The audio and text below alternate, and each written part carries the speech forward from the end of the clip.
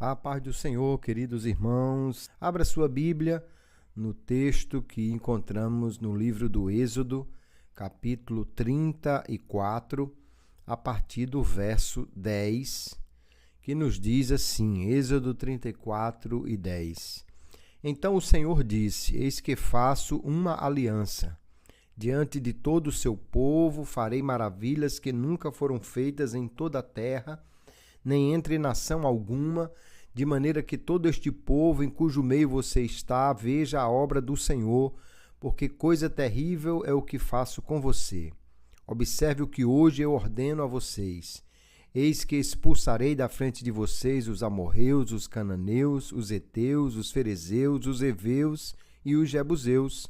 Abstenham-se de fazer aliança com os moradores da terra, para onde vocês vão, para que isso não seja uma armadilha no meio de vocês. Pelo contrário, derrubem os altares deles, quebrem as suas colunas e cortem os postes da deusa Aserá. Porque vocês não devem adorar outro Deus, pois o nome do Senhor é zeloso. Sim, ele é Deus zeloso. Não façam aliança com os moradores da terra, para não acontecer que, em se prostituindo eles com os deuses e lhes sacrificando, alguém os convide e vocês comam dos seus sacrifícios. Também não aconteça que vocês escolham para os seus filhos mulheres do meio das filhas deles, e estas, ao se prostituírem com seus deuses, os deuses que adoram, façam com que também os seus filhos se prostituam com esses deuses. Não façam deuses de metal para vocês. Amém. Até o verso 17 tenho lido. Nós vivemos hoje, queridos, numa cultura que celebra a inclusão, a diversidade, a conciliação, a flexibilidade. Estamos na época do politicamente correto, onde a verdade é líquida e onde se aconselha a tolerar tudo. Parece que negociar valores é visto como maturidade. Manter convicções firmes, por outro lado, é muitas vezes chamado de intolerância. Essa mentalidade ataca a fé, produzindo uma espiritualidade que tenta conciliar Deus com tudo o mais que governa o nosso coração. Porém, nós precisamos conhecer o Deus a quem nós servimos e o que ele requer de nós. O texto de Êxodo 34 confronta-nos com uma verdade que pode ser incômoda para muitos. O Deus que restaura o pecador é o mesmo Deus que exige exclusividade e obediência. A graça não elimina a santidade, ela a fundamenta.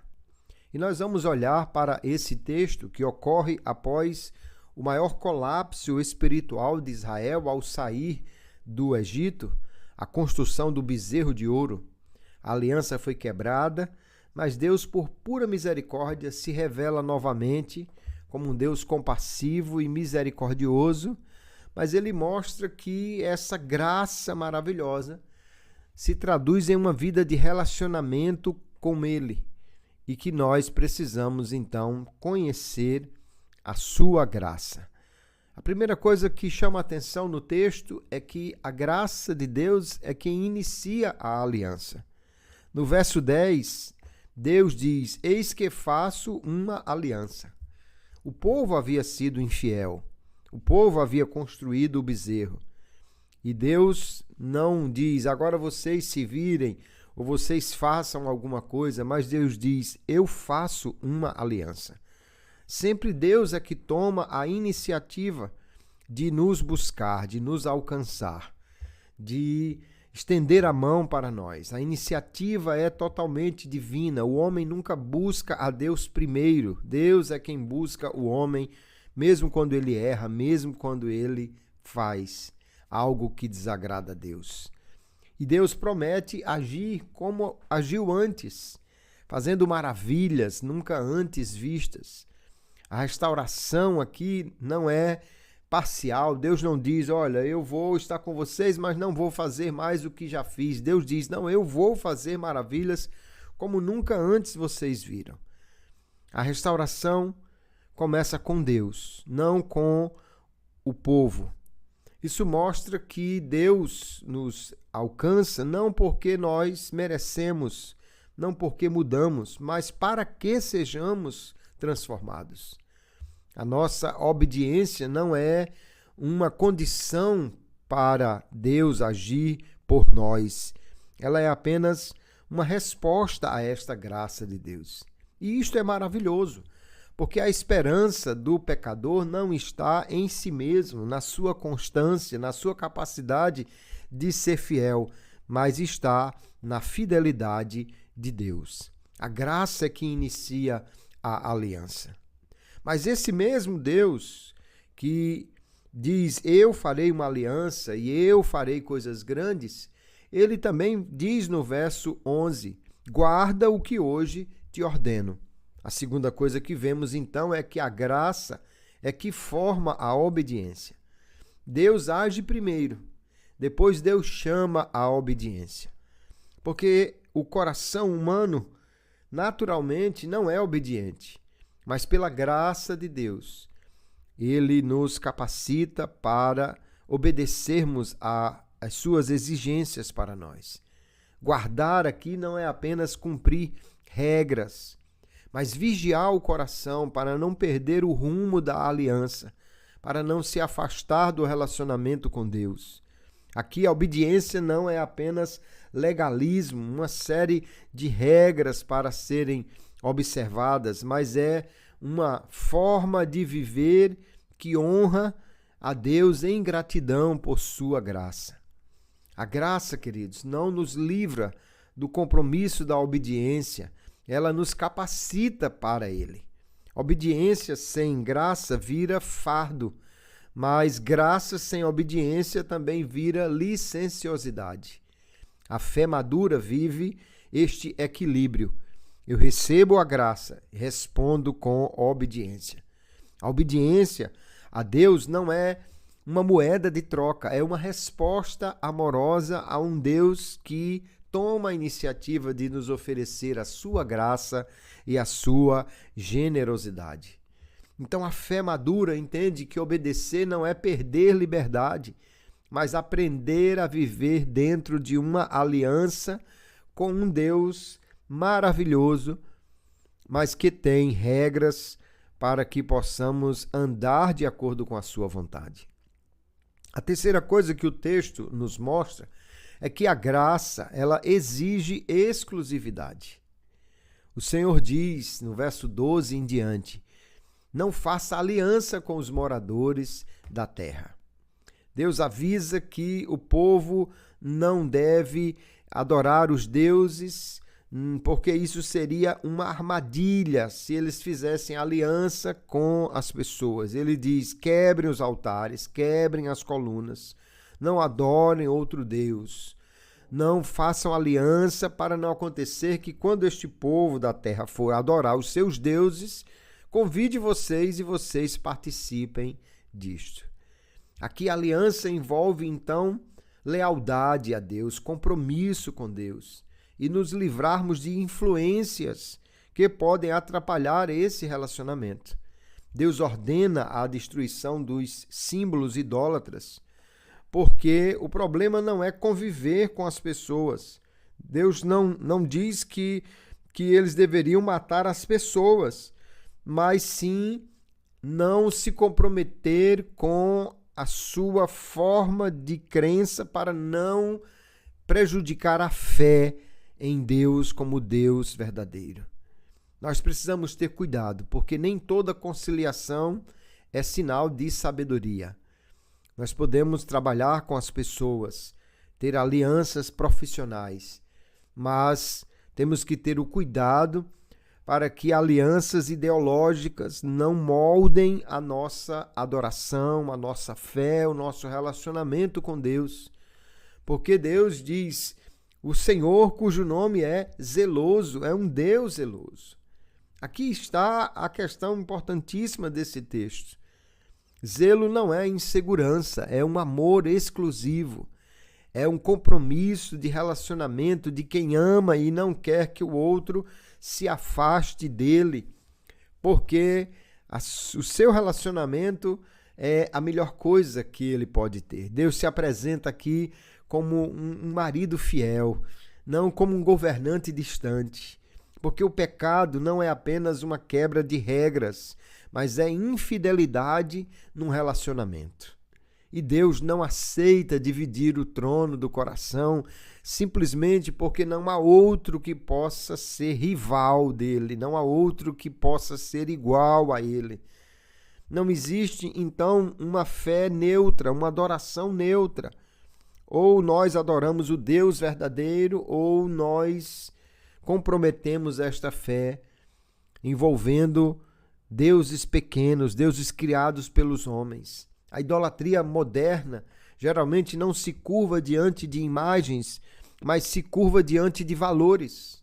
E nós não podemos abrir mão daquilo que o nosso Deus nos revela e também exige de nós. A fé, ela exige exclusividade, a graça exige exclusividade. Alguém pode dizer, isso é intolerância. Não, isso é segurança, porque não há outro Deus como o Deus da Bíblia, como o Deus que, por sua graça, nos alcança, nos busca e nos transforma. Então, a graça, por último, nos protege do desvio, do afastamento. O texto mostra um Deus de aliança, um Deus que quer uma união, um relacionamento. Porém, ele nos alerta que a infidelidade, ela é gradual. Alguém vai fazendo pequenas concessões. Eu vou dividir esse espaço, vou dividir essa fé, vou seguir essa pessoa, vou imitar esse comportamento. É uma pequena concessão, isso não vai prejudicar a nossa fé. Mas Deus diz, quebre os ídolos, não compartilhe a fé com eles, não aceite os convites deles, porque pequenas concessões produzem grandes afastamentos. Se alguém entortar o cano de uma arma 1 milímetro, aqui no momento em que a bala é disparada, aquilo parece um afastamento mínimo do alvo, mas lá no final produzirá um grande afastamento. Quando a fé se torna apenas um item na agenda, quando servir a Deus é apenas um pequeno detalhe na vida, então nós comprometemos esta fé colocando Deus num lugar secundário e com isso rejeitamos o Deus verdadeiro. Aqui nós podemos entender, Deus é um Deus de graça, um Deus generoso, um Deus que toma a iniciativa, um Deus que transforma, mas também um Deus que requer de nós uma vida de obediência e de exclusividade. Porém, nós vemos que na lei de Moisés haviam tantos preceitos que o povo nunca conseguiu cumpri-los. Deus exige uma fidelidade, mas o povo é incapaz de mantê-la. Porém, quando nós chegamos à nova aliança, o Evangelho nos mostra que Cristo foi o único fiel, perfeitamente fiel à aliança com Deus, que assumiu a penalidade da infidelidade do povo e na cruz carregou o juízo da traição espiritual. Agora, ele nos alcança com uma graça que muda o nosso coração. Deus havia prometido que escreveria a lei no coração do povo. E agora, em Jesus, o zelo de Deus se manifesta plenamente porque ele entrega o seu Filho a si mesmo para restaurar uma noiva infiel e nos fazer um povo exclusivo para ele. O texto de Êxodo 34, que hoje olhamos para ele, nos confronta com uma verdade que muita gente quer evitar no tempo que vivemos. O Deus que restaura pela graça não negocia a lealdade do coração. Ele nos chama para examinar afetos, alianças, prioridades, para abandonar ídolos visíveis ou invisíveis e responder a quem você pertence. Cristo, por sua graça, na cruz pagou o preço para que nós possamos viver como um povo fiel, como um povo que obedece a esta graça. Responder a esta palavra não é apenas entender o que ela nos diz, mas rever as nossas lealdades, romper concessões silenciosas e reafirmar com a nossa vida que o Senhor não é um acessório da fé, não é apenas um item na agenda, mas é o centro da nossa vida, da nossa adoração. Que a nossa resposta a esta palavra seja uma fé que vive da graça, uma obediência que flui do amor a Deus, porque o Deus que nos restaurou continua sendo o Deus que não divide a nossa lealdade, que não divide o nosso coração. Ele é Deus zeloso, Ele é Deus ciumento, Ele é Deus que quer que vivamos exclusivamente para Ele, por uma única razão ou uma principal razão. Não há outro Deus como o nosso Deus, e nenhum outro Deus criado pelos homens pode fazer por nós e em nós aquilo que o nosso Deus já fez. Que hoje o nosso coração seja confrontado com esta palavra, para que a nossa lealdade não seja dividida, para que concessões sejam revistas e abandonadas se prejudicam o nosso relacionamento com Deus e as nossas prioridades sejam ordenadas pela graça e pela palavra de Deus. Que Deus abençoe a sua vida e que esta palavra nos alcance nesta manhã e transforme a nossa vida.